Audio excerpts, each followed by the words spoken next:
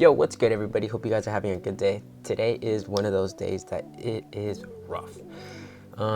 We just got the Kia back from the shop and it looks really good, but we got some issues coming, which not surprised. There's always some issues coming. Unfortunately, it's stuff that I'm not super comfortable with, which is electrical stuff. The car does drive, the car does move, but there are some things that are not working. For example, the blinkers, like your direction and stuff. We noticed that when we wanted to turn, that it would it's shorting somewhere because it's the fuel gauge, the temperature gauge is all like going to like 0. So we know there's some kind of short going on there. Some other issues that we found in the car were when we were accelerating like up a hill, there's lack of power. There could be various things for this. I'm gonna run with you guys, slowly, so you guys can kind of see the thought process and the actions that were done in order to get this car to run. Not gonna lie, I'm kind of nervous because haven't really done this, so this is really new to me. Other things that are wrong with this thing is it doesn't actually start on its own power. So again, this can mean various things. Some of the things that I wrote down like a little plan. I suggest if you ever are working on a car or something, write down a plan. That way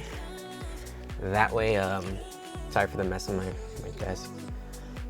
That way, like, if you have a plan, you can get your stuff together. But for the most part, two very common things that could be the issue are alternator and a battery. I currently already purchased an alternator for this car, so that's that. They're pricey. It was like 310 bucks, which is a lot in my opinion for an alternator.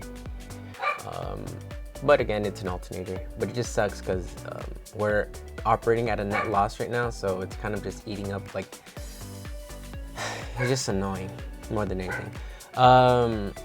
We know the car does run because we drove it without its original battery. We put like a Frankenstein battery on it just to move it, so the car does run. I believe that it's capable, like, it hasn't died on us, which gives me to think that the alternator is good. I think it might just be a battery. So watching from YouTube University, I've noticed that some of the common things for these, like when these cars basically have issues like this, is one, like for the blinkers not to work, it can mean a fuse. I don't think that's the case for us this time, solely because I believe it's a short on the blinkers on the right side, solely because that's where the accident occurred. So there's either some line that's kinked or some line that's touching ground, in my opinion, or it could even be there's a ground and positive wire touching or something, or touching together, which is making it short. I'm hoping that's the case. I'm not hoping because I don't want to take the car apart just to find a short, but if I have to, then so be it. Yeah, again, like, the most common things that could be the issue, the top thing, which unfortunately is the most expensive, is the alternator and the battery. Yeah, so I'm gonna actually, since I already bought the alternator, I'm actually gonna go buy battery. Just to kind of get that out of the way. Hopefully the car starts. I'm gonna check the alternator, see whether or not it's producing a charge. For the most part, if the alternator is not producing any power, you're gonna get a red battery, like in your dash. I'll show you guys, but you'll get a red battery on your dash, and that red battery is basically telling you that the alternator is unable to charge the battery. It does not mean that your battery is dead. Just know that. It does not mean that your battery is dead. It means that your alternator is not able to charge your battery. Yeah, so we're gonna go check that out.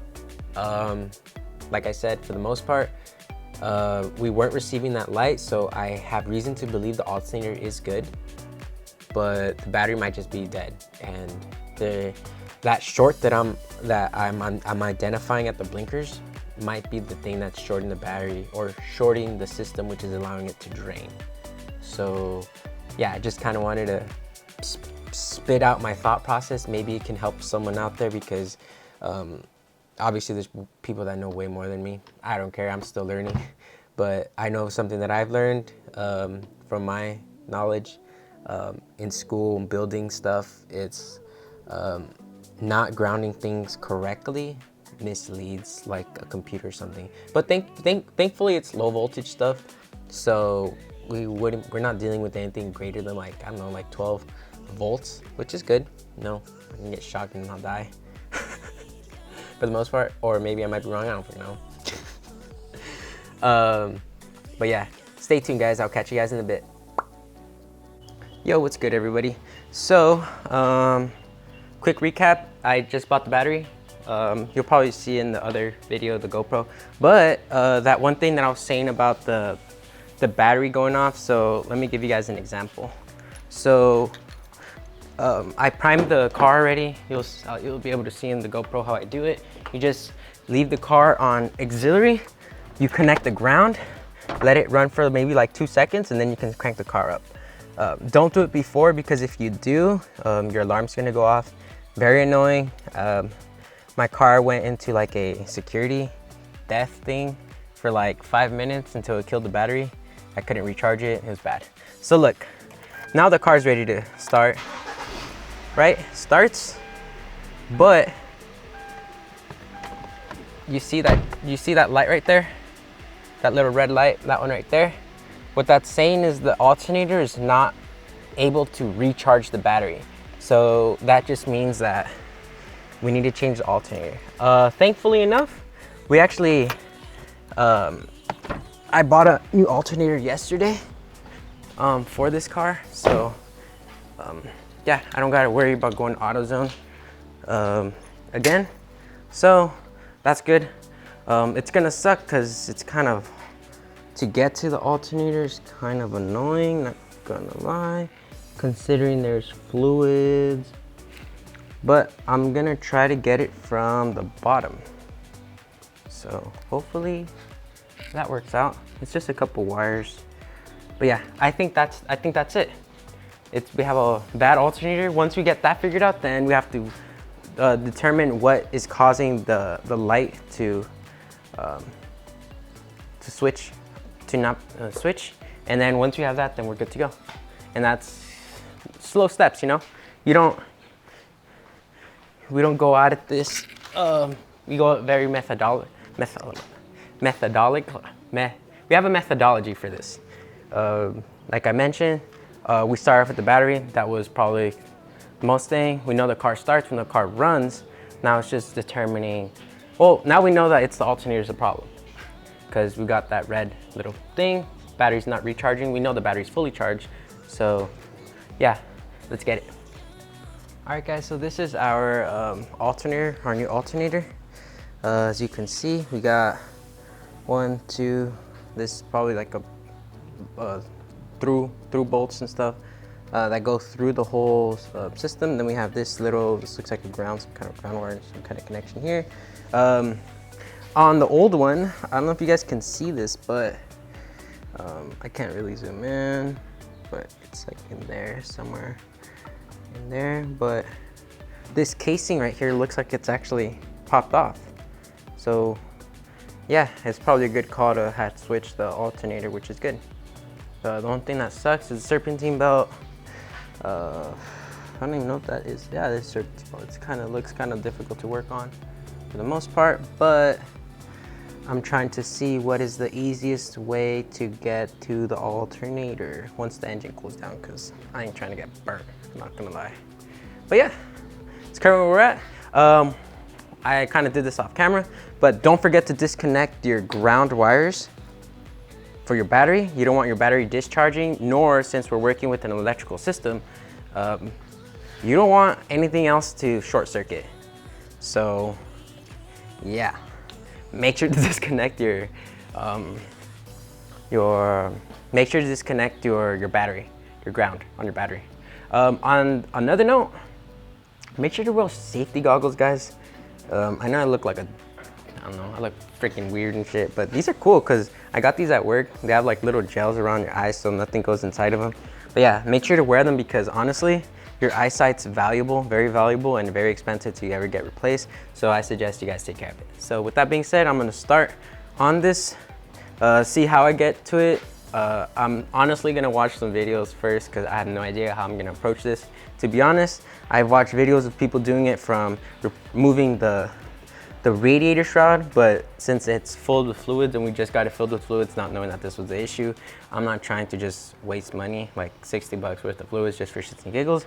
So I'm gonna try approaching it a different way just to try to save some money. If I can't, then mi modo, I'm gonna have to go that route. But yeah, I'll keep you guys posted. All right guys, so what we just did is I removed the belt, tension pulley. I had to remove the tire to get to this. Tension pulley's up here. It's a 17 millimeter. You can't really see it from up there, but yeah, we removed that. Got the first bolts out for the alternator. I need to get to the bottom part. That's gonna, I don't know how the fuck I'm gonna do that, to be honest. But I'll get it done, because that's what we do. Catch you guys in a bit. My audio's gonna cut soon, so just letting you guys know. This is the progress so far. We have to take out the whole bumper because we couldn't take out the radiator shroud. So we almost got it. Remove the bolts right here. There's a grounding over here, and then we have a connector over here for the alternator. I think it's like ground positive. And then right now, I already took out the serpentine belt, and I'm working on getting this the bottom bolt. So yeah, I'll show you guys once it's done because I can't record and it's just hard. All right guys, so we finally got the alternator out. It's right there. Basically what we had to do is remove the top bolt here, bottom bolt. This one interferes with the frame, so you have to like wedge it open. Basically use like a crowbar to wedge this part open, lift it up, and it just pops out. Because the bottom one doesn't, it actually interferes with the frame, so it's a lot easier just to pop it out. And yeah, that should be it. Right now we're just gonna reinstall it. Sorry if I'm not clipping everything. I just been super focused to kind of get everything, but yeah, I appreciate you guys' patience, and yeah, thank you. All right guys, quick update. Yeah, I forgot to record everything else. It was just, I don't know, I got pretty carried away when the GoPro kept cutting out, so yeah, I couldn't really record. This one has a recording limit of 30 minutes, and we were definitely not here for 30 minutes. We started at like 10 and it's already 4 p.m. So it sucks. But we were able to fix it. We changed the alternator. Yeah, tensioner pulley, all that stuff, everything I was talking about before. Basically did all that, but in reverse. And final result, here it is. Turns on, no shorts, fixed it all. Yeah, it's pretty hard. Actually, I cut myself like 7 times. So yeah, I am exhausted. Really exhausted. My dad's exhausted. I'm gonna go treat my mom out for some dinner for Mother's Day. And yeah, like, thank you guys for tuning in. I'll catch you guys in a bit.